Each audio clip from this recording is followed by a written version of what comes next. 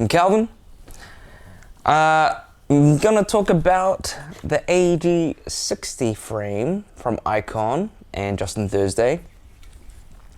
Now, I almost didn't do this first impressions thing, basically because Dave from Wheel Scene nailed his review, and basically talked about everything that I was gonna talk about.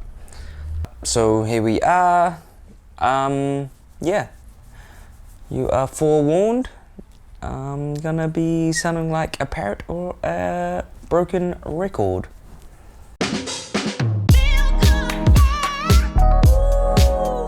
Alright, so AG60 from Iqon, designed by Justin Thursday.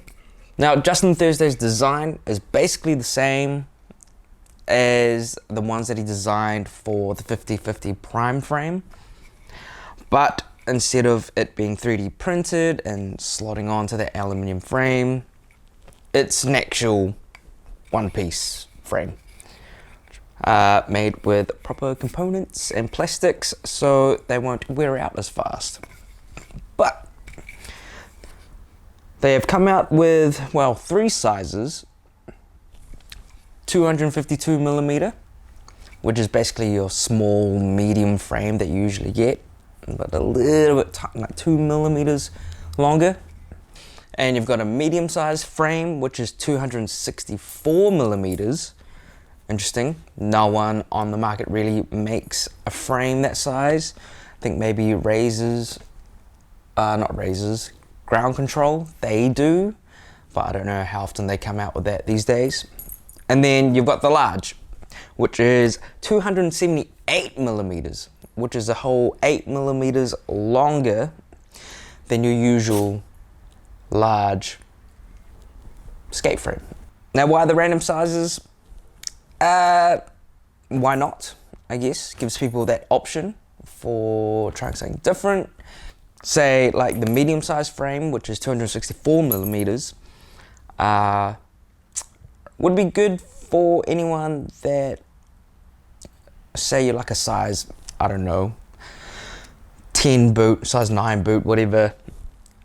You always get a 270mm frame, well, usually.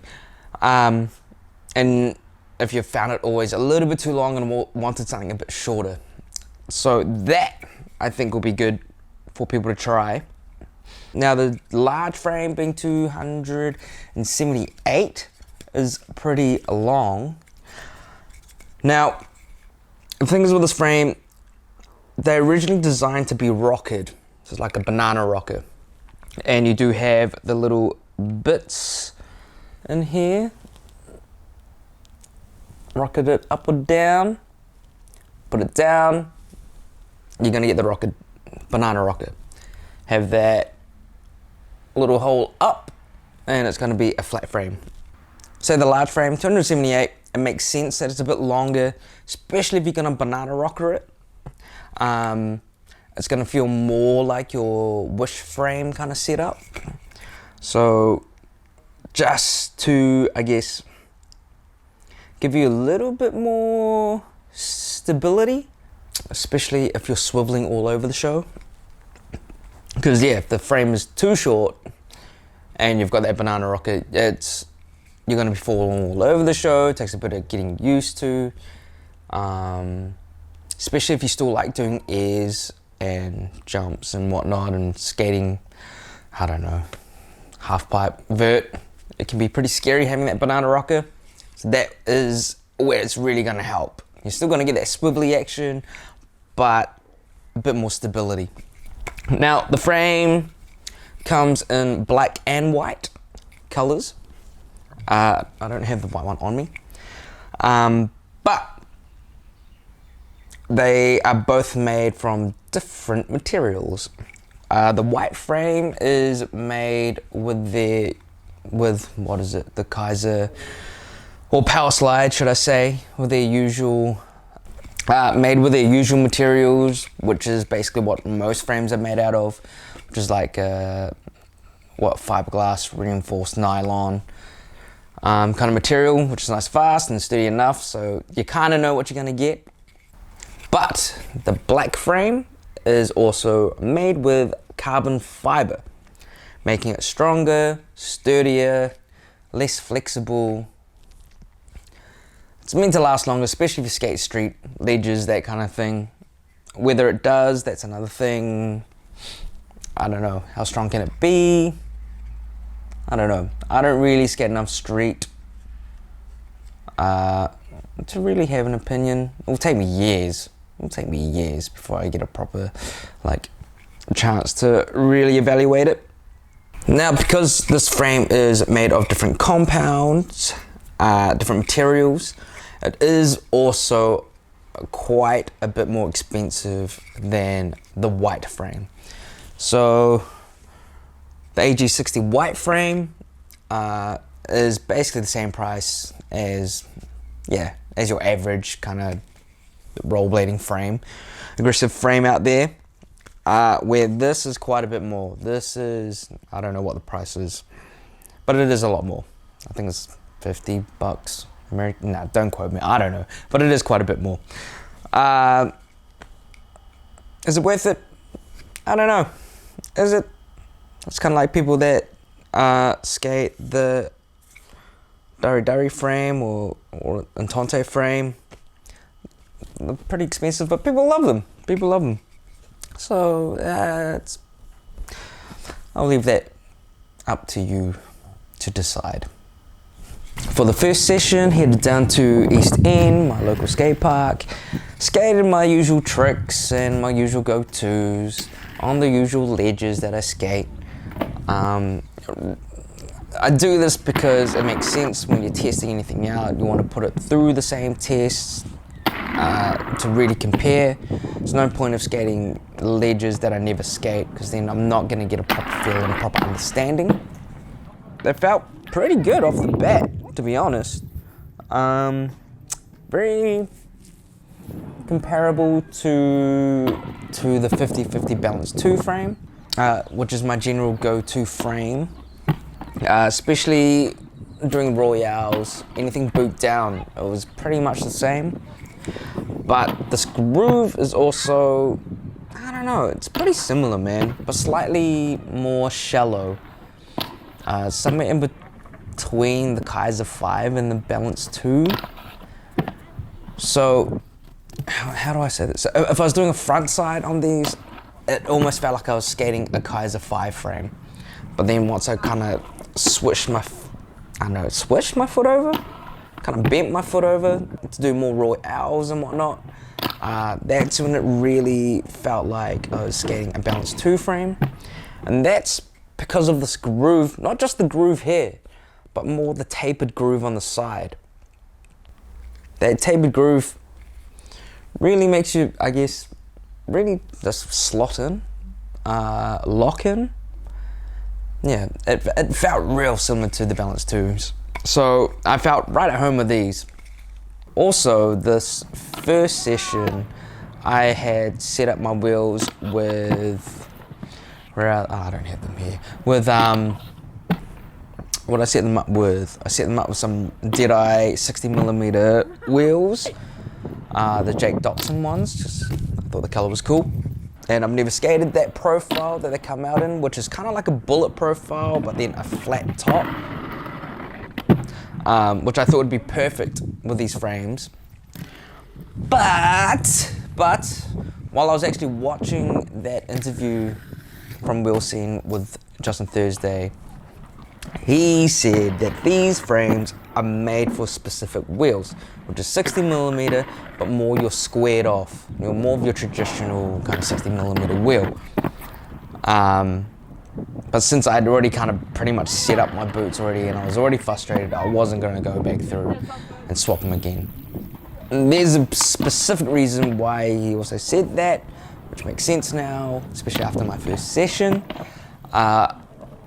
The tapered wheel, like that bullet profile, you just don't get the grip you need when you turn. It makes things pretty dodgy. Working for grinding, like, you're not gonna get wheel butt at all. But just general skating, I did find myself slipping over every now and again. So because of that, after that session, I came home and went through the pain of swapping the wheels over again.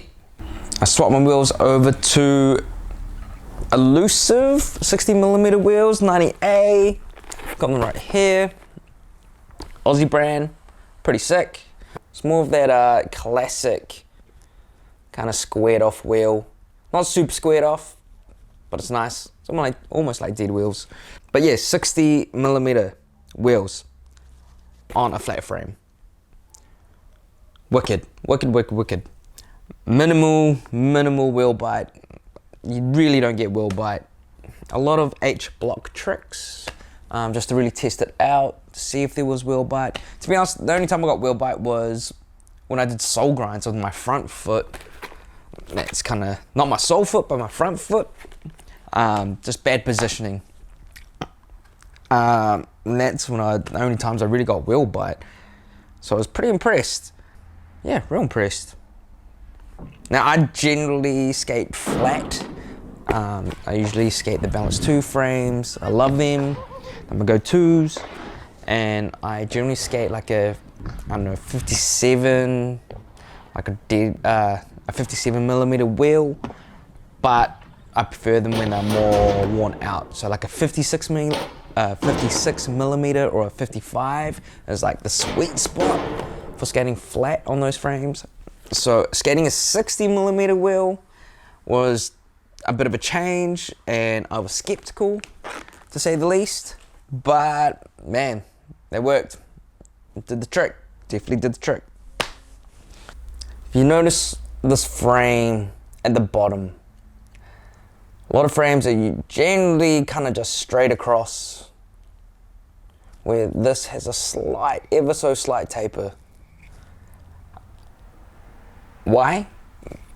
Probably because for the banana rock ring, makes sense to have that, just for aesthetics, as well as just, well, how it functions.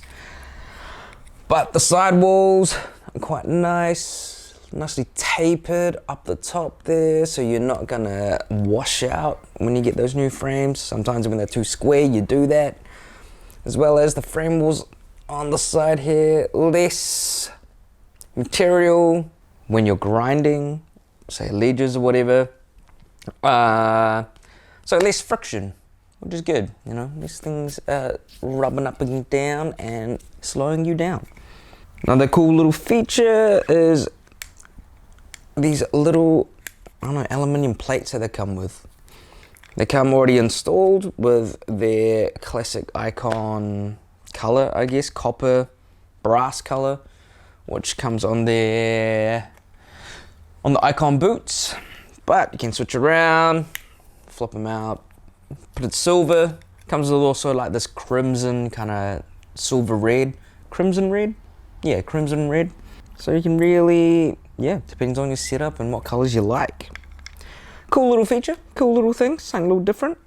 If you haven't heard or seen other people's reviews or anything yet, or heard anyone talk about it, it was extremely hard to install my wheels into this frame.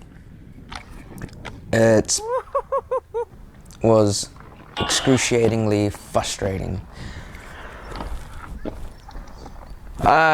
Yeah, it took me, hour and a half, 2 hours just to get some wheels in. Now, it's generally because of how, I don't know, just how they set or whatever, but they're so tight. They're so tight. Even with the frame spacer being in there, it's just so tight trying to get everything in. I was pretty frustrated, very frustrated, especially when you put on a wheel and you realize you've got it facing the wrong way, and then you got to try and take it out again. I was smashing these with hammers and everything, trying to pry this open, trying to pry it open, but because of the materials they're made from, there's just no give, absolutely no give. While I was installing these, I had my first one boot set up, and I was watching the interview with Justin Thursday from Wheels, and even Justin Thursday had trouble getting his wheels into these. But in that interview, he said that he filed down these little frame spaces. So that's what I did, and it did make it a lot easier. If you don't have a file at home, I suggest just going outside, find a little bit of concrete, and just smash it back and forth, man. Just grind that shit down a little bit. Wow, quite a bit. A little bit, quite a bit, depends how hard you want to go, but it definitely makes it a lot easier.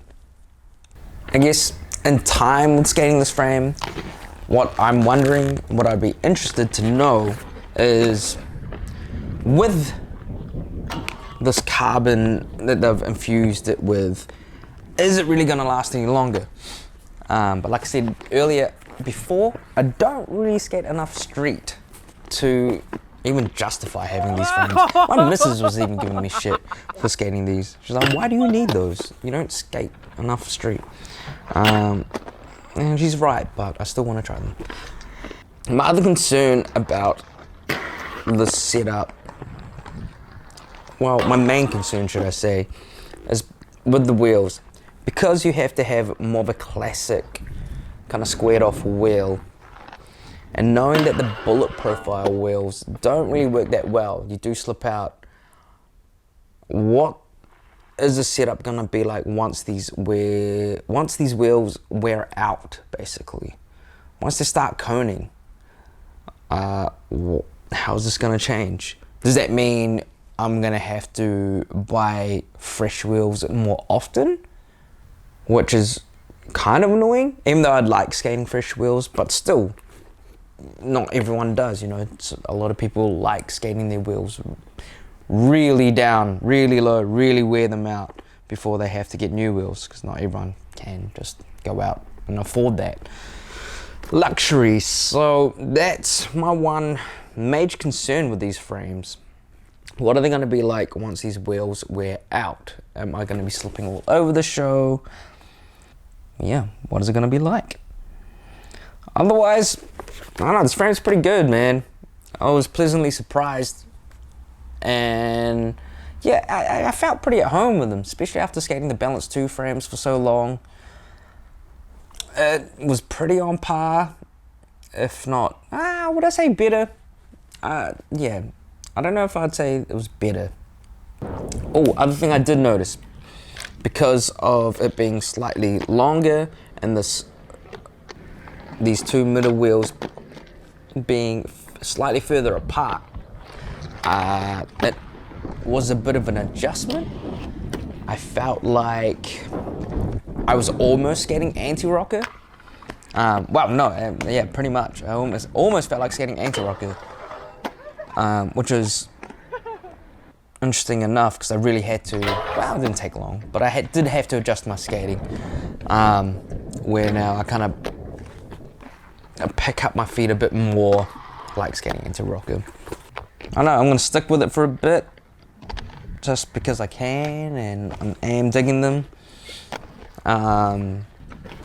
which is great and annoying. First world problems, man, because I just got those to-neck frames, which was in my last review, and I hardly skated those because I got sick after the review, and when I got these frames in, I was still sick and just tired, and had a good month off skating, and the weather's been crap. So I've got more skating to do. Oh, what a shame. But anyway, yeah, that's my thoughts. I've probably missed something like I usually do, because it's always off the cuff. That you've seen, funnily enough, they were designed by an OG rollerblader, Tim Van Werd, which is super awesome.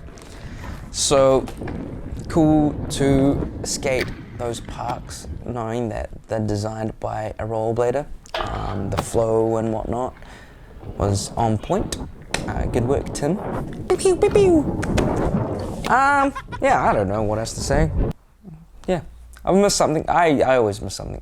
But yeah, anyway, thanks for hanging out. Till next time. Peace.